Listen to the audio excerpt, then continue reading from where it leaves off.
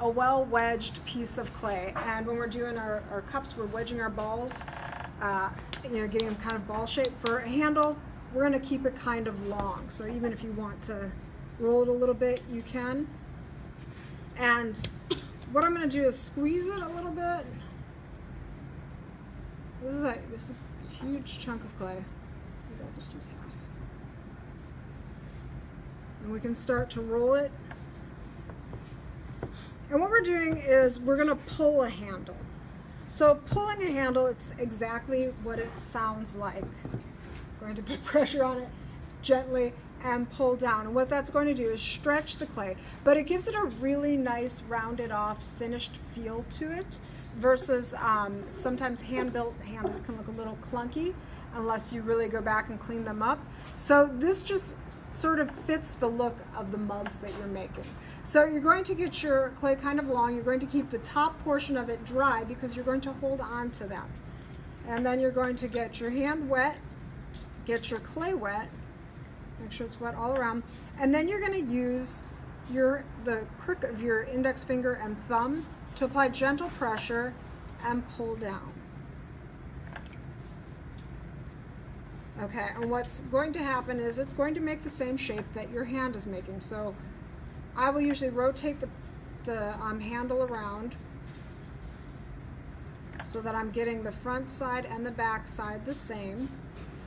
And then if you want to, still kind of round, if you want to make this more narrower this way so that you have a flat handle, you're going to just pinch, creating a front side and a back side like that.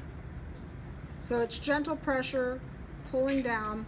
And now there is a tendency, and I'm doing it already, there's a tendency when you're doing this to hinge kind of from your shoulder rather than your elbow. When you do that, the clay is going to pull off and it's going to get the curve going that way.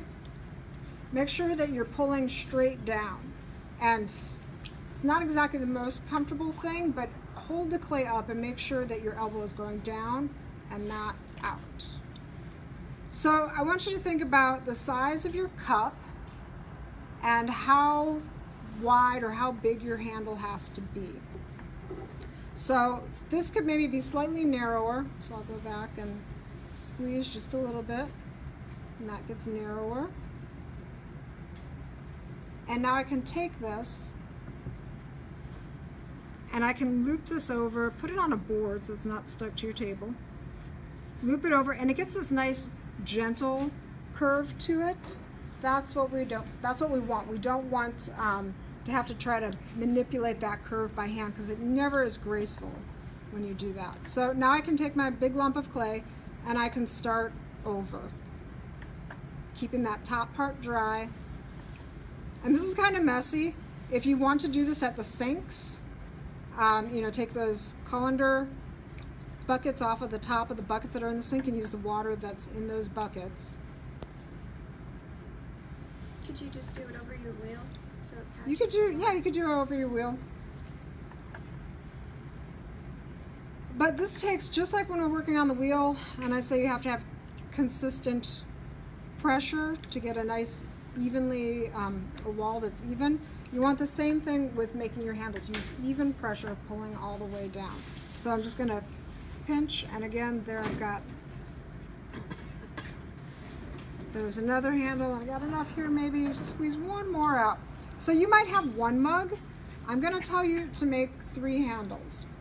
When I'm making mugs, I'll make half dozen at a time, and I'll make at least 10 handles.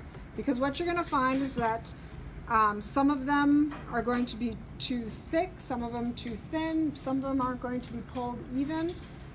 So it's nice to be able to have a variety of shapes and sizes to choose from. Can you make it thinner than what you already have, or will it not hold the form? You can make it thinner than what I already have, yeah. I mean, check out the ones on the table. They're a little bit thinner.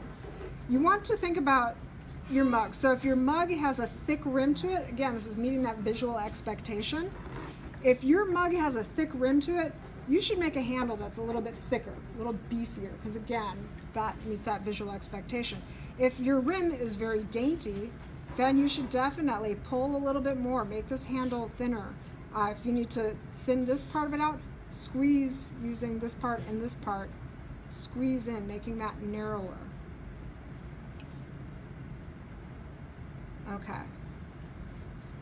So I'm going to take that and this nice whole chunk and just leave it like that. Okay, so now next step is going over to our mug that's leather hard. We're going to trim that. And we just leave these here. Okay, so